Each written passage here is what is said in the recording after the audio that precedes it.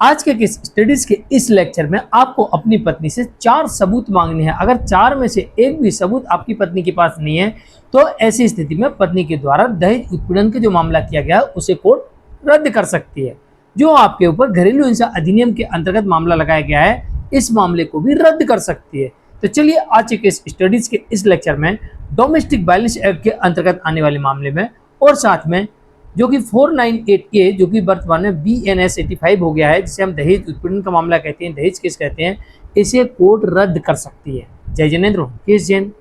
Video को like और share कर दिए और इस तरह के जजमेंट्स का पैकेज पाने के लिए जिसमें लगभग आपको 200 जजमेंट्स मिलते हैं या अन्य किसी जानकारी के लिए दिए गए नंबर पर आप हमें संपर्क कर सकते हैं। नंबर 1, पहला सबूत आप मांगिए कि पत्नी ने पति सहित उसके परिवार के लोगों पर, रिश्तेदारों पर केस फाइल कर दिया है। तो ये आमतौर पर डोमेस्टिक वायलेंस में भी देखा जाता है और दहेज उत्पीड़न के मामले में भी ये देखा जाता है कि पति सहित जितने ज़्यादा से ज़्यादा लोग हो सकें उनके ऊपर पत्नी केस फाइल कर देती है। अब आपको यहाँ पर पत्नी से सबूत मांगना है कि सबसे पहले पत्नी ये साबित करे कि उसने जिन लोगों के ऊपर आरोप लगाए हैं वो साबित करे कि क्या वो लोग उसके साथ रहते थे। अगर पत्नी ये कहती नहीं वो साथ नहीं रहते थे, वो कहीं और रहते थे, वो फोन पर उकसाते थे, बात करते थे, कभी कभार आया करते थे, झगड़ा करते थे, तो फिर ये भी साबित करे कैसे उकसाते थे, कब आते थे, कब आए, उनने किस प्रकार का झगड़ा किया जिससे कि आपका उत्पीड़न हुआ।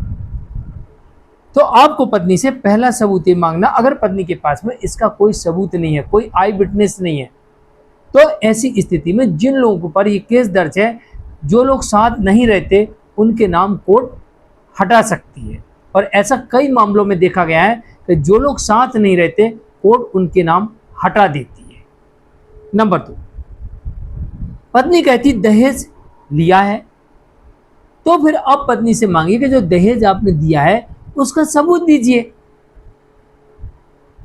और पत्नी और उसके परिवार के लोग आमतौर पर दहेज देने का सबूत देने में डरते हैं, क्योंकि दहेज देना और लेना दोनों अपराध की श्रेणी में रखा गया है। अगर पत्नी और उसके परिवार के लोग दहेज देने का प्रूफ देते हैं तो पति यहां से पलट के उनके ऊपर, पत्नी के परिवार के लोगों पर, रिश्तेदारों के ऊपर जिन्होंने दहेज दिया है, दहेज प्रतिशत अधिनियम की धारा 3 के अंतर्गत मामला दर्ज करवा सकता है।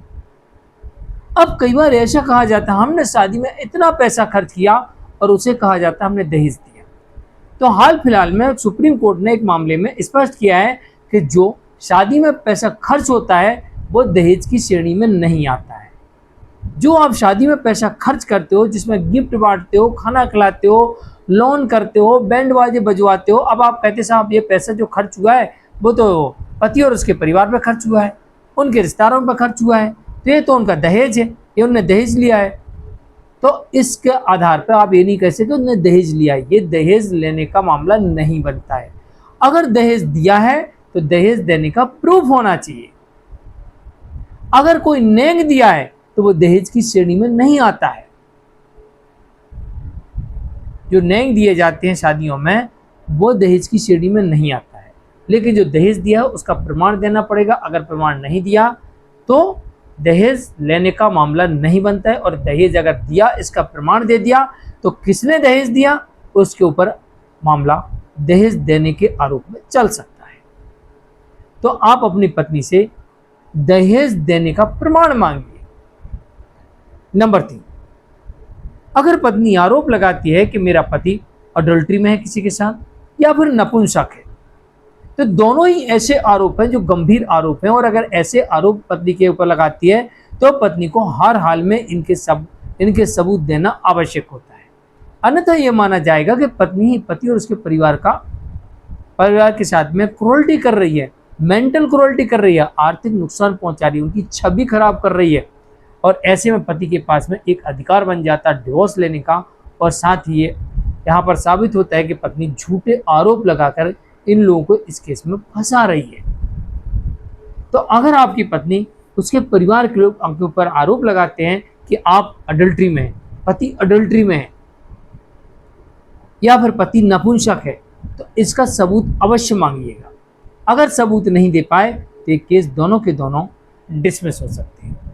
चौथा सबूत आप मांगिए, जब पत्नी ये कहती कि मेरा पति कमाता है, मैं बेरोजगार हूं और मुझे घर से धक्के मारकर निकाल दिया है, मेरा स्त्रीधन छीन लिया है, एक जोड़ी कपड़े में धक्के मारकर, मार पीट कर, अधमरी हालत करके घर से निकाल दिया है, तो इसका प्रमाण अवश्य मांगिए।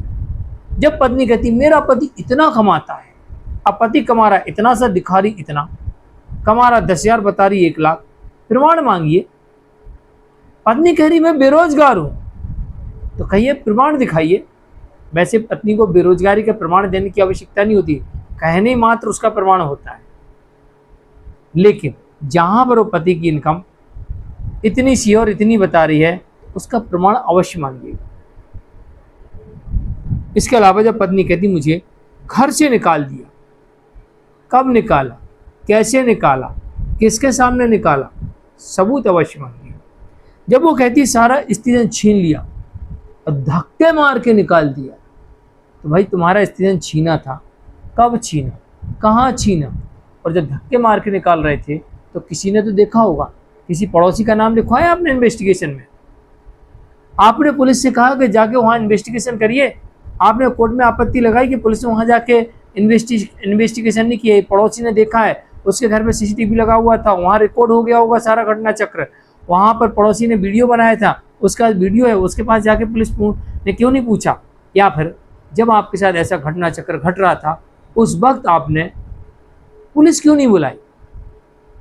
आपके पास तो महिला पुलिस भी है, आपके पास तो सीएम हेल्पलाइन भी है, आपके पास तो मानवाधिकार भी है, आपके पास महिला आयोग भी है, और आपके पास ही पुलिस है। जब इतने सारे रास्ते हैं, एक क्लिक पर फोन आपको, एक क्लिक करने पर पुलिस खुद आपके पास पहुंचेगी, आपके घटना स्थल पर तत्काल, तो आपने क्यों नहीं बुलाया?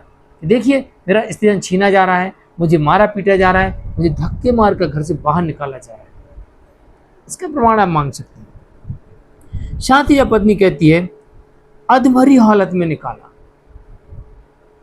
अगर अधमरी हालत में निकाला तो चलिए उस समय आपने कुछ नहीं किया क्योंकि आपकी हालत ऐसी नहीं थी, लेकिन आप किसी डॉक्टर के पास गए होंगे, आपने अपना इलाज कराया होगा, वो पर्चे ही दिखा दीजिए हमें, किस बात का इलाज चला आपका? अधमरी हालत का मतलब तो यही होता है कि व्यक्ति वहां से निकलेगा, उसे तत्काल हॉस्पिटल में एडमिट कराना पड़ेगा। और अगर आपने किसी भी डॉक्टर को नहीं दिखाया तो फिर दो यहाँ पर ऑप्शन हो सकते हैं। पहला ऑप्शन तो ये हो सकता है कि आप झूठ बोल रही हैं, दूसरा ऑप्शन ये हो सकता है कि आपके परिवार वाले चाहते थे कि आपकी मौत हो जाए, भाई वो बचाना नहीं चाह रहे थे, वो चाह रहे थे मर जाए, इसलिए वो किसी डॉक्टर के पास नहीं ले गए, भाई ससुराल से तो अधमरी हालत में ले गए और वहां ले जाके घर में रख दिए, किसी डॉक्टर को नहीं दिखाया। तो अब आप सच बता दीजिए कि आपके परिवार वाले आपकी हत्या करना चाहते थे या फिर आप झूठ बोल रहे हैं। अगर आप इन केसेस में ये चारों सवालों के जवाब मांग लीजिए तो ऐसा हो सकता है कि सच सामने आ जाए और झूठ यहाँ पर बेनकाब हो जाए और झूठे केसेस डिसमिस हो सकते हैं।